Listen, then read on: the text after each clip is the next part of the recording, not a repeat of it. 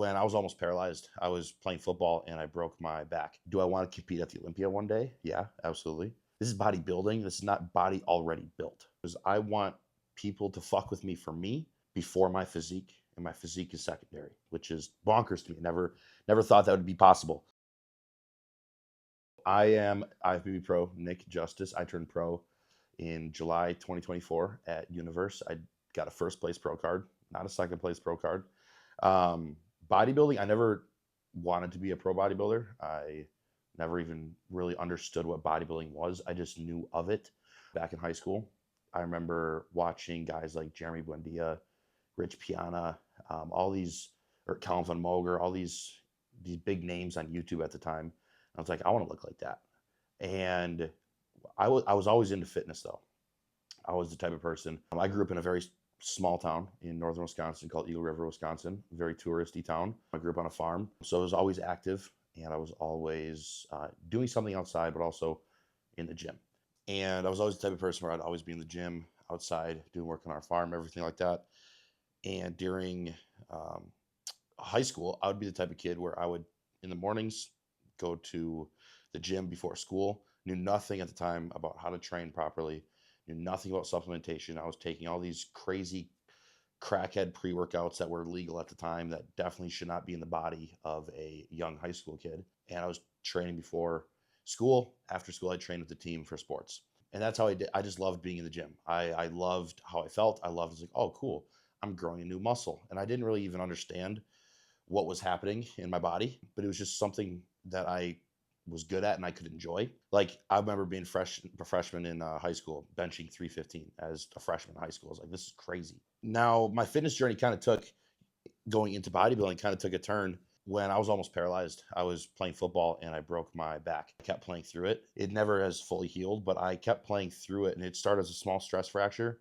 And then it got so bad that my entire last lumbar, my L5, completely detached from all the other vertebrae above it. There's a 7 millimeter gap that was exposed in my spinal cord. And I remember exactly when it happened. Tried to play through it, which I did, because at that time my entire life was got to play college football, got to play college football. That's where I thought my value was. And it got to the point where my spinal cord was exposed, kept getting pinched, and I'd wake up with numb legs all the time. And going into my senior year of high school, I was like, I should probably get this checked out. And I was getting on certain prescriptions that I should not have been on at the time to try to mask the pain, and so I could keep playing football. You know, as a young kid, a young body, somebody that is not near being fully developed, that definitely took a toll on me mentally and physically, just because I was so fixated on football. I was so fixated on how can I perform the best of my ability every day, because that's how I thought I wanted to live my life. Going to my senior year, get it checked out, because I kept telling my parents, like, yeah, my back pain's getting a little bit better. It was not getting better at all. Couldn't even feel my toes some days.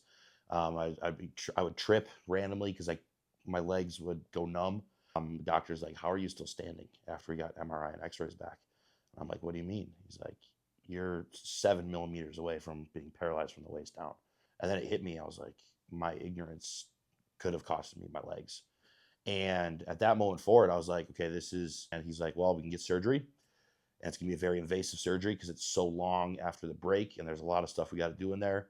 But every 10 years, I would have to have another surgery to get a bone graft and to get new screws set in place, because it was my weight bearing vertebrae, my L5. He said there's another option, is we can try some type of physical therapy to try to strengthen everything around it, to take some tension off of my L5 and my hips. What are the chances that I can play football? And he's like, what the chances of you playing football are probably slim to none. The chances of you ever doing a back squat or a deadlift are going to be zero for the rest of your life. So I heard that and I said, in my mind, I said, fuck you. I'm not going to let that happen. So I faked my way through physical therapy.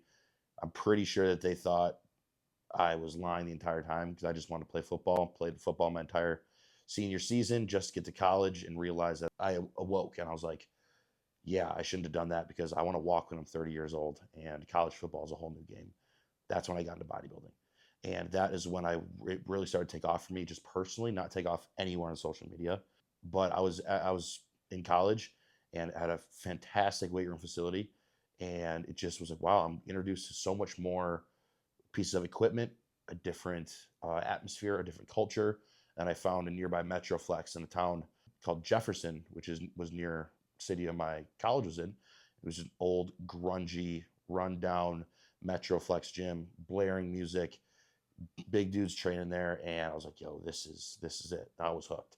Looking back at everything, not really having much growing up, living on a farm, and not having Wi-Fi until I was like 14 years old. I think that was an extremely important time period in my life because there's things that my parents taught me because I didn't come from money that I could not have learned anywhere else.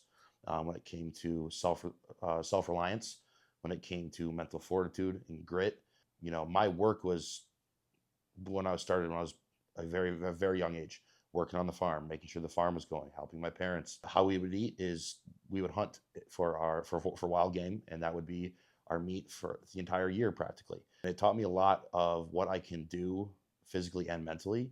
It sounds cliche, but if I really put my mind to something, you can do a lot. At a young age, I learned that failure is the biggest educator because I didn't get handed anything.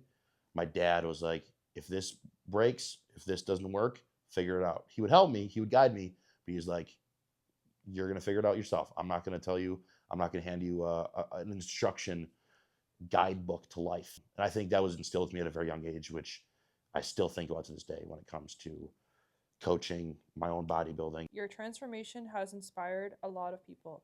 What was the biggest mental shift that helped you push through the toughest moments? This is a good question. My transformation from when I first started until now, almost being 300 pounds, is something that kind of still I don't even think about as reality because I never once wanted to be 300 pounds or thought it would be anywhere possible. But I believe the biggest mental shift within myself to achieve what I've achieved so far within my own bodybuilding journey definitely has to be never stop learning. All these debates out there with training, with nutrition, PED usage, what approach to take, which training modalities, etc., all this stuff. And everything works everything's going to work. But if I put my eggs all in one basket, I don't know how good I could or could not be if I put some of my eggs into another basket. So as I was starting to get into bodybuilding, even as an amateur, I had such a strong like yearn and desire for more knowledge. And I never used to be like that growing up. When it came to training or when it came to football, I would do the best of what I could with what I knew I could already do. And the biggest mental shift for me was like, wow, I just learned this and I've been doing this wrong the entire time. And I'm gonna see where it goes. And I think another big mental shift for me that has compounded over time for my success is the importance of the groups of people around you. Because I would always be the type of person where I never wanted to be a people pleaser, but I liked being in different groups. In high school, I was with the musical kids, and I was also my best friends were the jocks. And then I had a few friends that were with the potheads, that the typical high school term that everybody used. And I carried that characteristic into college. And I quickly learned that I was going to live a life of misery if I kept that characteristic into my adulthood. And I think that is huge when it comes to my personal success of bodybuilding, coaching, or just anybody else's personal success. Because there's that saying out there, like you'll be the fifth person of the sum of the other four people you're with, or however that saying goes. That's very true. But also the dynamic of the people that you're surrounding yourself with can make or break how hard you want to go when people aren't watching as well too. I want to have friends that are going to call me out of my shit. I want to have friends that are going to push me just as much as I want to push myself in anything, business related, bodybuilding related, whatever. And I never had that type of desire for an environment around me in my life.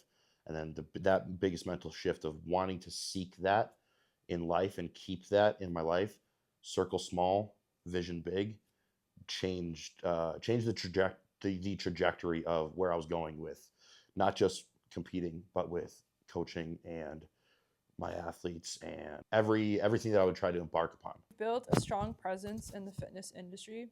What are some misconceptions people have about the journey to success in this space? So that could be for growing like your coaching business. I like this question a lot because we talked about it a little bit last night. I used to think when I first got into bodybuilding, I thought all the names in line were they built their following just because of their physique. Now I think that's what everybody thinks. I think that's a pre-existing thought process when you watch some fitness influencers videos. Like, yo, this guy's famous because he's got a better physique than everybody else, and he's got more resources and he's got more money. That's in all reality, that's bullshit. When I was first signed by Hostile Supplements, freaking love them. They're a family to me. I had 900 followers on Instagram. You know, majority of my Instagram was me doing some shit in the gym, was me fucking deadlifting with terrible form, was pictures of my hunts from some of my duck hunting trips, et cetera, et cetera. And the social media is not everything. Okay. It's very important, but it's not everything. Why did Fuad sponsor you? Okay. If you only had 900 followers, Yeah. I probably already know the answer, but what did he see in you in order to believe in you to give you that crazy like Yeah. opportunity, you know? So I asked him eventually, and one, he was really impressed with how I knew our products. He was like, dude, you're a young kid. You're just getting into competing. I hadn't even competed yet. But he was like, dude, we just launched and you know our products like the back of your hand. And you like them. You actually use them. You actually are trying other things that are coming out in the industry and and comparing them to our products. And you just seem very genuine about it. So I was like, dang, that's cool. I never even wanted a sponsorship. You know, that was right when he launched too. And I'm just some freaking 170-pound kid at the time. And then another one was like, dude, he said that he was very impressed with how young I was and how I held myself at a young age, even though looking back at it, I thought I was a complete douche and I was just an idiot at times. But we all learn. And the words that he told me is like, you know, I see where you came from. I see your work ethic. You have that blue collar work ethic in you. I want to see what you got. I want to give you a shot. Word for word, that's what he said. And he was like, I don't care that you haven't competed yet. I just want to see what you're capable of in terms of how far you're willing to go to pursue your dreams. And if we can align with you as you are on that journey, then we're going to be with you every step of the way. And that right there was like, this is crazy because me and Samson on the team right now are the only OGs. You know, well, Ben too, but Ben was an employee with us, and then now he's back to being an athlete. But you know, me and Samson were signed at a very similar time frame, and people come and go. You know, sometimes that's unfortunate, but it's just really cool to see. Like, wow, never once did I want to be into bodybuilding for a sponsorship or to get famous, and I'm not famous. I'm nobody. Seeing what your hard work can do, even if you don't want people to notice it, people are going to notice it. And I think a biggest misconception that goes along with that is people thinking that you have to have the best physique, that you have to have the biggest following, and that's complete bullshit. What my story is a testament to that. As I started getting into social media, what I think inspired myself to keep doing social media was I had the vision. I still have this vision. Is I want people to fuck with me for me before my physique, and my physique is secondary. And that's how I've been on social media. After every expo I've been to, every show I've been to, every fan I take a picture with, they're like, "Yo, you're the same motherfucker in person as you are online." And I'm not surprised. Like I enjoy hearing that, and I thank them. Like I appreciate that a lot because that's who I am. I'm never going to shadow who I am. I'm never going to change what I say, how I sound, how I approach things, just to conform to a certain frame of society.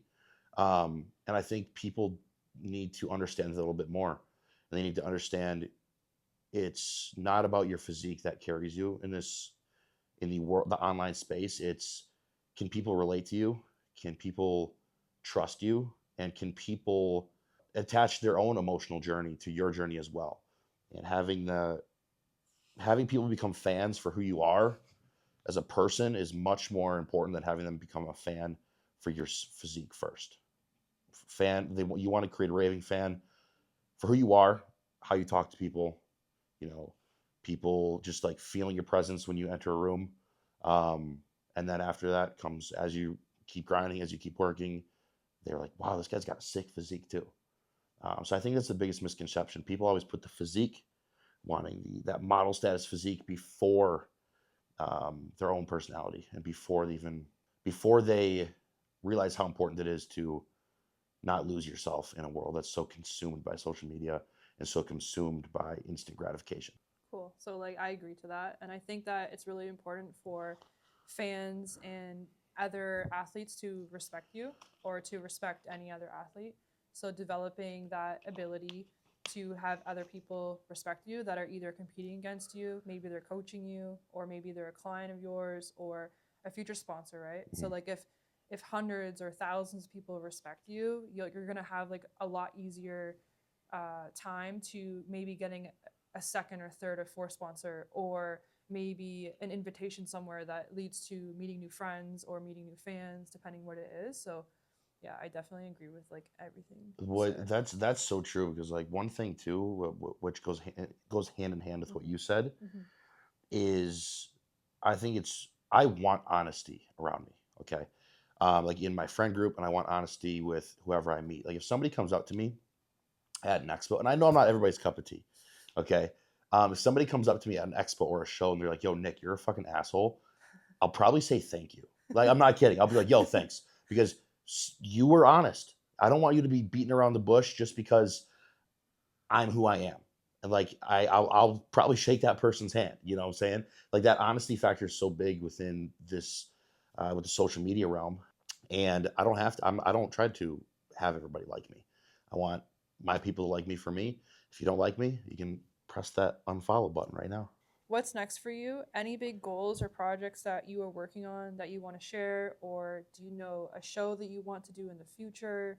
It could be from a year from now or 2 years. For the people watching this, they may not know, but I turned pro in men's physique.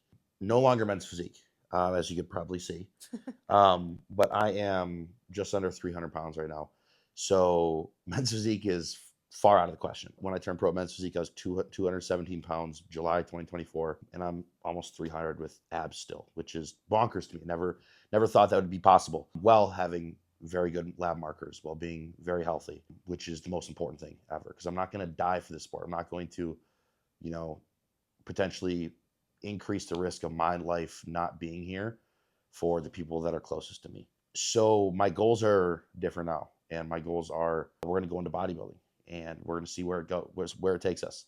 And I've always had a goal when I was in men's physique to be amongst the best. And what I mean by that is be amongst Olympians and compete against Olympians and eventually make it to the Olympia for men's physique. But I'm not going to limit myself, because this is bodybuilding. This is not body already built. Okay. If my body wants to grow, I'm going to let it grow. I don't want to have an off season where I can only train 3-4 days a week, because my body grows. It wants to grow. It grows very quickly. We can put on a lot of muscle while keeping a very good aesthetic.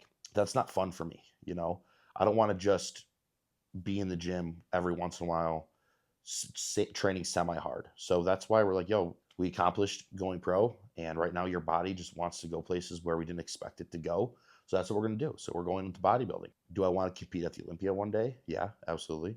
Do I think that's going to happen anytime soon in terms of what show I'm going to pick for me to get there? Not really. I'd say maybe the later half of 2026, potentially 2027, because I know it may not look it in on video right now, but I'm 6'2", and so I'm very tall. So I have a lot to fill out, but it's very exciting for me, because it gives me a lot to look forward to, because sometimes you see a lot of tall bodybuilders. It's very hard for them to fill out. They can be massive. They can be huge. They can be really tall. They can have just big arms, but on stage there's something is off with their poses. They just aren't fully complete, no matter them being 40, 50 pounds heavier than the guy that's 5'6", 5'7". For me, my body holds size in a very good aesthetic way. We have to take a sniper approach to how we're going to put this tissue on, so we keep that the aesthetic, and we keep the mass with class. So it's very exciting for me that I'm not just going to be a tall jack dude on stage, but that I can eventually build a very aesthetic, open look, which I'm very excited for. Hey, maybe I'll do the Detroit Pro eventually. If you could go back in time and give your younger self one piece of advice about fitness, business, or life, what would it be? You can do all three, but Fitness, business, or life? What would it be? they kind of go hand in hand. You can kind of relate it, but Business and life. One thing, one off the top of my head, I'm sure there's many more I would give myself for fitness would be taking freaking rest days. Like I gave myself an eating disorder. That's another story I could get into. I gave myself an eating disorder before I even got into competing. It was extremely bad and like really bad. Not I wasn't eating too much. It was eating very little, and I probably didn't take a rest day for 6 months straight. It was really bad. My body was shit. My training was getting worse, and if I could just give myself advice back then, it's like listen to your body. The time that you're not in the gym is the time that you're growing. Another piece of advice I'd give myself for fitness would honestly be kind of go hand in hand with bodybuilding, with business, with coaching. That'd be networking. There was many years where I would try to shut myself off, but I'm an extroverted person. I like talking to people. I have very introverted tendencies at times because I don't want to please everybody around me. But I think there are I know there's a lot of things that could have came from me being a little bit more outgoing when it came to networking and knowing certain people. And one thing that I'm very grateful for that I learned about my networking and what's still in my life today is that every time I go to a national show for a client, and I'm there and I'm sitting where all the coaches are sitting, it's these some of the top coaches within the pro league and coach that turn competitors pro. I'm looking all of us. Coach that I know, his client wins against my client, I still go up to him, I give him a hug. You know what I'm saying?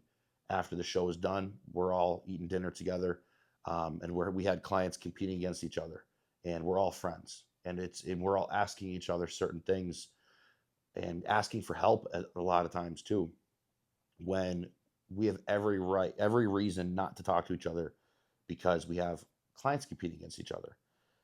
And I think just by me networking as I started to gain traction within social media, within bodybuilding, within coaching, brought in a very cool perspective for me that the people with the most to say are always the people that are producing the least when it comes to the realm of coaching and who they're putting on stage. And what I mean by that is the people that are always blaming judges, that are always blaming their peaks, that are always blaming the competition, are always the people where you don't want to hang out around them. You don't want to hang out around this coach over here or that team over there because they're always placing blame on external things, not taking self accountability or all those things. The networking that I've done, I'm very happy with my group of people. That my group of people is not that tight, and I think that's cool because we have every right and reason in the world to be like, yeah, my athlete turned pro and yours didn't. I'm better. I'm gonna go poach their athletes now. No, we're like, yo, congratulations, fucking love you, man. You did great job, and it's a very positive thing that I'm seeing come from the industry. Life advice, if I could tell my younger self, don't do so many drugs. I don't mean steroids. um, I don't regret anything that I did in the past when it came to my habits in in high school and when it came to what I was doing in college. I had a fantastic time in high school and college, but I would tell myself is there was always times where I would regret something happening or I would want to erase something from my memory as I was developing as a man. And I think if I could tell myself some life advice going back to certain periods of my life where I know I was trying to erase something in my mind, I regretted the decisions that I made or who I was hanging out with, I would go back and I would just whisper in the ear of that 21-year-old kid or that 18-year-old kid to take a deep breath and just realize that everything that's going on right now is in my control and I'm responsible for, and that the decisions I make moving forward are going to create who I am in the future. And I didn't think enough about that when I was younger. And I don't regret that because I learned it at some point and I'm still learning that. But I think that's the biggest piece of advice that I would give to myself about life is that take a deep breath. Um, the more you try to manipulate the situation or the more you try to forget certain things, the more that you regret certain things that happen in your life, you start to lose sight of the outcome and what you've learned from those situations. And if you take a look at your failures and realize that they are the biggest educators in your life, then you're going to go a lot further in life than if you did not make that realization. So I would just tell myself that. Thank you for watching. We are going to come out with a part 2, I think, if Steph wants me to keep talking my ass off. I appreciate you guys watching. Hope you learned something.